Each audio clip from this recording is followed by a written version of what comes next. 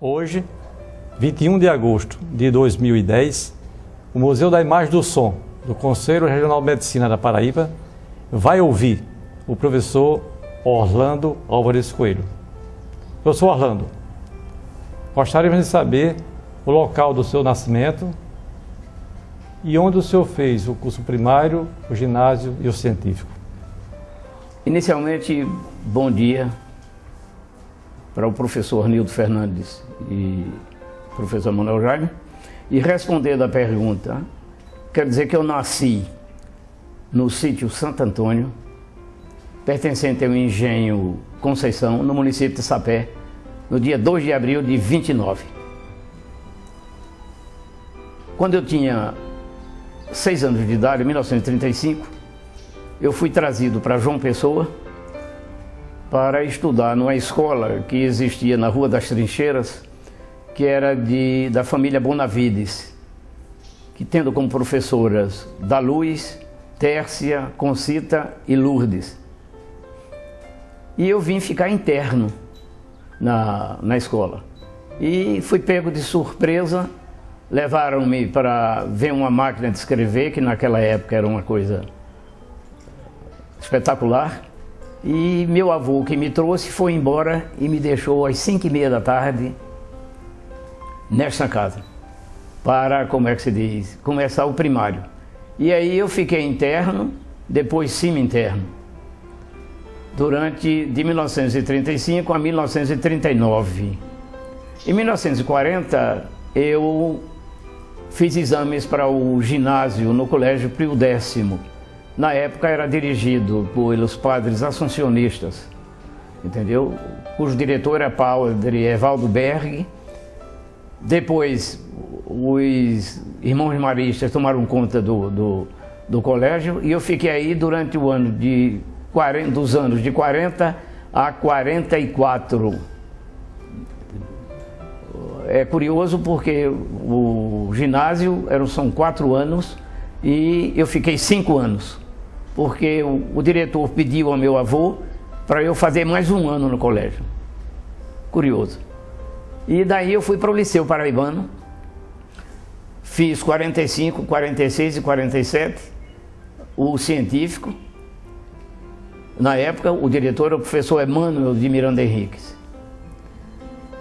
Em 1947, eu terminei o científico, não pude viajar para fazer o vestibular, porque as condições financeiras na época de meu pai não permitiam eu ir para Recife, ficar hospedado em pensão sem trabalhar.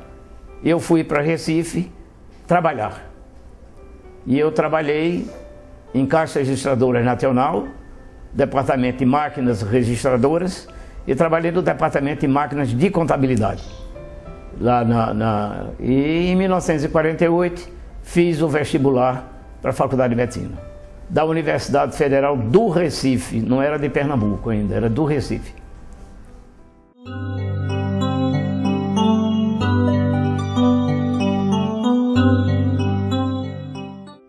Eu resolvi fazer medicina por um fato muito curioso. Naquela época, era profissional da medicina aqui, um médico chamado José Maciel, pai do doutor Herófilo Maciel. Inclusive tinha uma placa muito curiosa de oculista e parteiro na clínica dele, na Praça João Pessoa. E ele nos atendia lá, chamado pelo meu avô, é quem atendia a minha família. Eu achava muito bonito, naquela época, ele formular. Naquela época ele formulava, a medicação que ele passava para a gente eram fórmulas, entendeu como é? Ele formulava, e aquilo me impressionou muito e me deu vontade de seguir medicina. E assim eu fiz. Fui para Recife, fiz vestibular em 49, me formei em 54. Professores na época que me impressionaram, professor Simões Barbosa, pela sua verve, forma espetacular de dar aulas, o professor Luiz Porto, pela educação que ele possuía, e uns professores pelas excentricidades, professor Bezerra Coutinho, professor Luiz de Góes e o professor Mário Ramos, de microbiologia. Esses três me impressionaram pelas excentricidades e os outros pela forma correta e educada de se comportarem nas aulas. Ainda com minha experiência como universitário, eu fui interno da Casa de Detenção do Recife, prestando serviço do serviço médico da Casa de Detenção durante 2 anos, juntamente com outros colegas. Um ano antes de me formar, eu saí da Casa de Detenção e arranjei um estágio no Hospital Getúlio Vargas. E aí eu fiquei até me formar.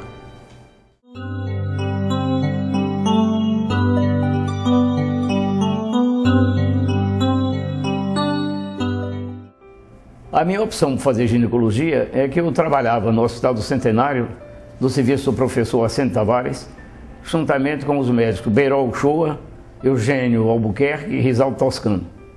E eu instrumentava para esses profissionais. E cheguei a fazer, inclusive, anestesia com a máscara de Ombredane, né, com éter, que era menos uma anestesia, mais um afogamento. E eu fazia esse trabalho no Hospital do Centenário. E o Dr. Risaldo Toscano, ele fazia obstetrícia e ginecologia. E eu o acompanhava nas intervenções cirúrgicas e de ginecologia e nas cesáreas que ele fazia. Então aí me deu vontade de seguir a especialidade dele. Como na maternidade da Encruzilhada abriu o concurso para estagiário, eu me inscrevi, passei. E passei 2 anos na maternidade da Encruzilhada fazendo obstetrícia. Sim, quando eu terminei o curso em Recife, eu procurei uma colocação e foi difícil arranjar no Recife uma colocação na época. Então chamaram-me para ir para o hospital de Timbaúba, Pernambuco. Eu e um colega meu, o Roberto Viana Batista, que é aqui da Paraíba, e nós fomos para Timbaúba, onde eu passei 2 anos em Timbaúba. De fevereiro de 55 a fevereiro de 57. Como eu me casei em 56, no dia 23 de junho de 56, eu fui com minha esposa Célia Maria, nós fomos para Timbaúba e passamos de junho de 56 a fevereiro de 57, quando eu retornei para João Pessoa.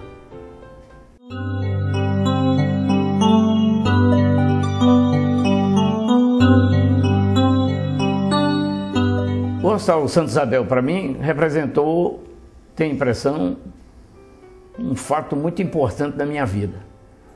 Eu reputo a minha permanência no Hospital Santa Isabel como se eu tivesse feito lá residência, mestrado, doutoramento, sob a supervisão do professor Francisco Porto, que era um homem de grande valor, com uma cultura científica muito grande, um cirurgião exímio, uma perspicácia invejável, objetivo, né, de uma capacidade muito grande. Aliada a tudo isso, uma coisa fundamental que ele tinha. O professor Francisco Porto era altamente humilde, não gostava de aparecer, nada, mas ele ajudava muito e para mim ele foi um pai, profissionalmente.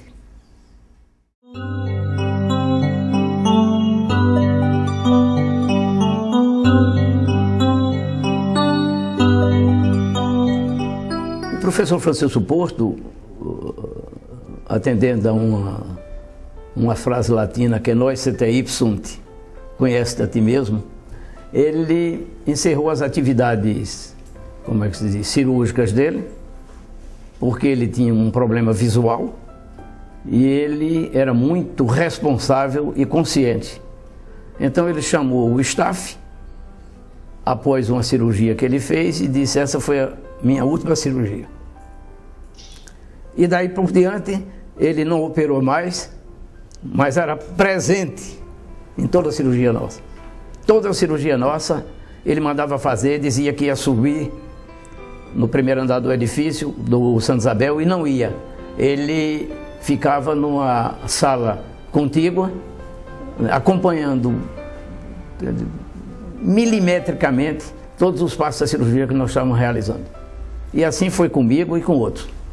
Então ele era um homem de um valor muito grande, não somente como profissional, mas como homem.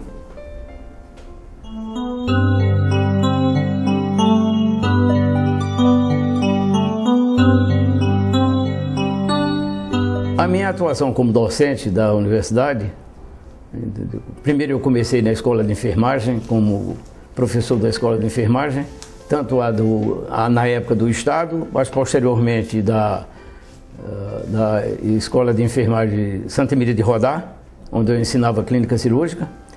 Eu avalio a minha atividade como docente um estágio muito bom da minha vida, não somente pelo ato de ensinar, mas como esse intercâmbio entre o aluno e o professor. É uma troca de experiência, é uma troca de opiniões, em que você faz uma avaliação não somente do seu alunado, com relação a comportamento, educação, fundamentalmente, e interesse pela matéria que você ensina, como também você faz uma validação sua, relacionado com a forma de você dar aula, a forma de você transmitir seus conhecimentos, né, se você está fazendo isso corretamente ou não. Em 1952, um professor da Faculdade de Medicina da Universidade de Recife, ele publicou, aliás, foi uma aula que ele deu na abertura do curso sobre a eficiência do ensino médico. E foi muito interessante que essa pergunta feita pelo Dr. Nildo e Dr. Manuel Jaime, essa pergunta calhou com essa publicação que eu tenho, onde ele faz uma análise dos alunos e faz uma análise do comportamento dos professores naquela época. E foi muito válida a minha, como é que se diz, passagem como professor da Universidade Federal.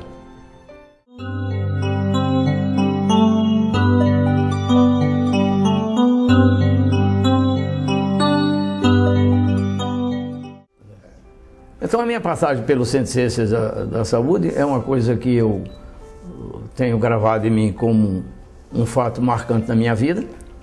Eu fui indicado por um colega meu, a quem eu tenho muito respeito, professor Norberto de Castro, filho. Ele me indicou para o reitor Linaldo Cavalcante, em 1976, 16 de janeiro de 76, para ser diretor do Centro de Ciências da Saúde. E o ministro Ney Amintas Braga, me nomeou como diretor pro tempore do Centro de Ciências da Saúde. Eu fui diretor e foi uma experiência muito grande na minha vida. Embora eu já tenha sido diretor antes de posto de puericultura, diretor do Centro de Saúde da capital, diretor 2 vezes do Hospital Santa Isabel, um dos fundadores, primeiro diretor da Maternidade Santa Isabel, a direção do Centro de Ciências da Saúde foi marcante na minha vida. Primeiro, vocês sabem todos o seguinte, que dirigir é difícil. Dirigir estudante e colega como professor é mais difícil ainda.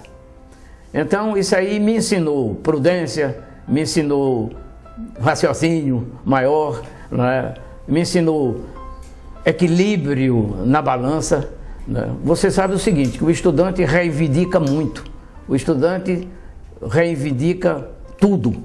O professor, da outra parte, também. E você fazer um equilíbrio entre essas reivindicações de um e reivindicações de outro é um teste muito grande de paciência e raciocínio.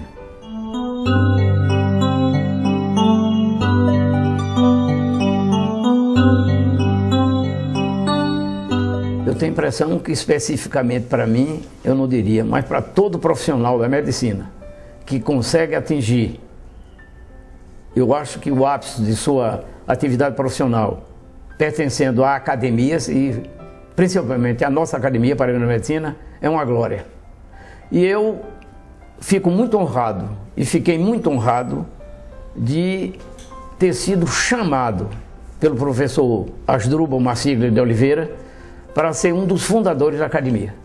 Então eu fui convidado por ele, fato que eu fiquei até perplexo, porque eu procurei em derredor de mim algum mérito, alguma coisa para tanto, e não encontrei. Então me vi colocado numa posição privilegiada de fundador da Academia Paraibana de Medicina. Eu acho que para todo profissional da medicina, o ingresso na Academia Paraibana de Medicina eu suponho para mim, não sei se estou exagerando, mas a glória é para um professor de medicina.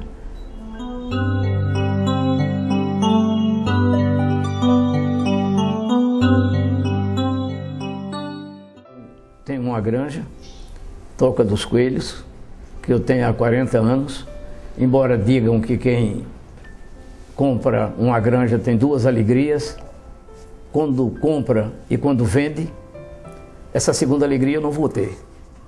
Então eu na granja tenho como hobby, na granja eu deixo de ser profissional da medicina e sou encanador, eletricista, entendeu como é? Cultivo a terra, trabalho com madeira, que eu gosto muito, eu trabalho com madeira. Então na granja eu tiro a bata e visto um avental de operário.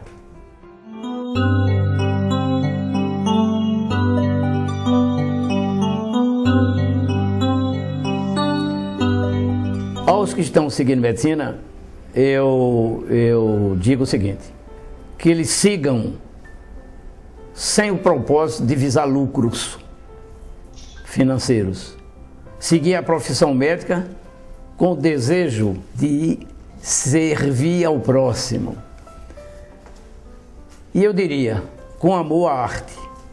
Embora a remuneração seja um fato justo, mas que não seja a razão primordial de nossa escolha e da escolha deles, e ainda fazer os atos médicos com amor para um regozijo íntimo.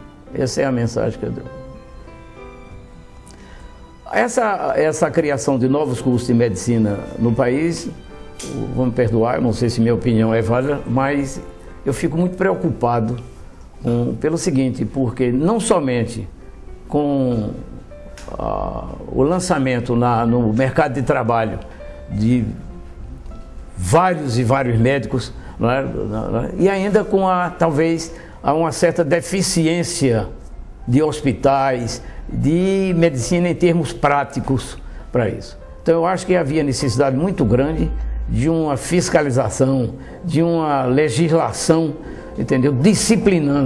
Disciplinando com rigor a criação de novos cursos de medicina no país.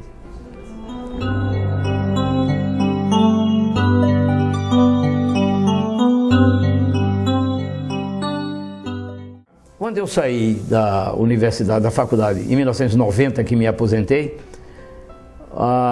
havia uma certa pressão de algumas pessoas para eu não me aposentar, eu permanecer.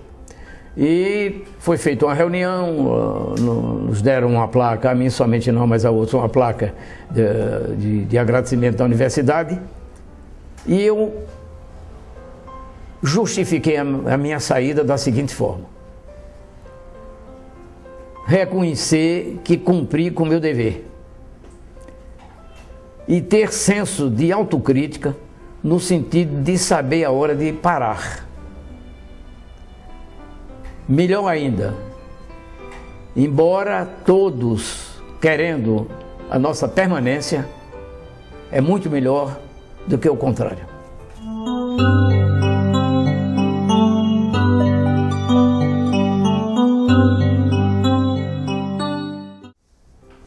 Primeiro, antes de terminar, eu quero agradecer a minha esposa, Célia Maria, e a meus filhos,